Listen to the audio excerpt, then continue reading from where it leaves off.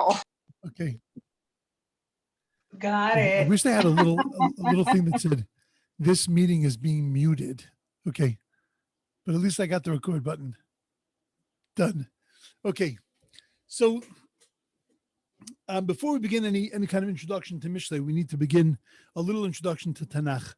So we have the 5 books of Moshe, which is the part of Tanakh.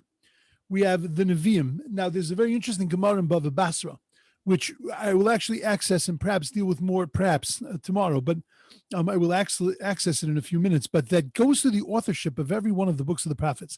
And it's not always quite what you think. And we'll see that in terms of Mishlei in a few minutes. But we have the book of Yoshua, of Shoftim, Shmuel, Melachim, Shmuel Aleph and Shmuel Beis, and Melachim Aleph, Melachim Beis are later designations. It's the book of Samuel and the book of Kings, then the prophet Isaiah, Jeremiah, Yechezkel, and then we have one book of the prophets which is called Treasar, which is made up of 12 different prophets, but in fact that's considered one sefer. It's considered one book. Normally in a Haftorah, we say ein midalgan. You can't jump from one book to another book. However, in Treasar you can, because it's considered really one book, even though it is all the minor prophets. It's interesting that many of those people are not even aware are part of Tanakh. And if somebody say is Joel or Amos, are those part of Tanakh? In fact, that is part of Tanakh, part of Treasar. Okay, then after the Treasar, after the 12 prophets, so then we have what's called the Suvim, the writings. The most famous of the writings that everyone knows, of course, is Psalms, is the book of Tehillim. The editor-in-chief of the book of Tehillim was David HaMelech. It was not written by David HaMelech. He was the editor-in-chief. There are many others, Moshe Rabbeinu being one of them, Adam Arishon being one, Avram being one, the Bnei Korach being one. There were many other authors of Tehillim, but David was the compiler of the book of Tehillim. Then we have Mishlei. We have Proverbs, which was written by Shlomo Melech, or so it seems, and we're going to need to discuss that in a few minutes. Then we have Eov, Job, Shir Hashirim, the Song of Songs, Rus, Eicha, Koheles, the 5 different Megillos, the 5 scrolls, that 2 of which were authored by Shlomo Melech, again seemingly by Shlomo Melech, Shir Hashirim and Koheles, the Song of Songs, and Ecclesiastes. Then we have the Scroll of Esther, the Book of Daniel, Ezra, and Nehemiah, and then finally Divrei Hayomim, Chronicles, which is basically a rewriting of all of the history of the Jewish people until the end of the time of the prophets. Really until the rebuilding of the Second Temple.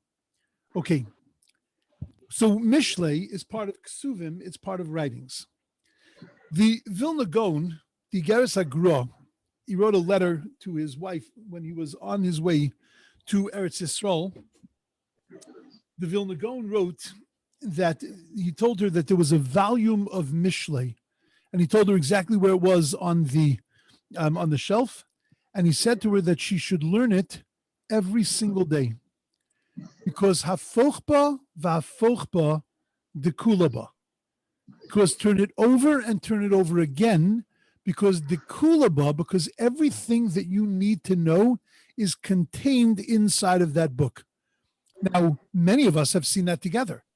That was a Mishnah, the second to last Mishnah of the 5th chapter of Pirkei Avos. Hafochba v'hafochba dekulaba. The Vilna Gaon borrowed that, and he used that to describe the book of Mishlei, because the book of Mishlei is in fact that. It in fact contains the authentic Torah understanding of the proper conduct, of the attributes, of the midos, and of the attitudes that a Jew has to strive to possess. Any and every attitude, any vision, any outlook, anything that we need in order to be able to live our lives as Jews, in order to be able to achieve holiness and purity, peace and contentment, all of that is contained in the book of Mishlei.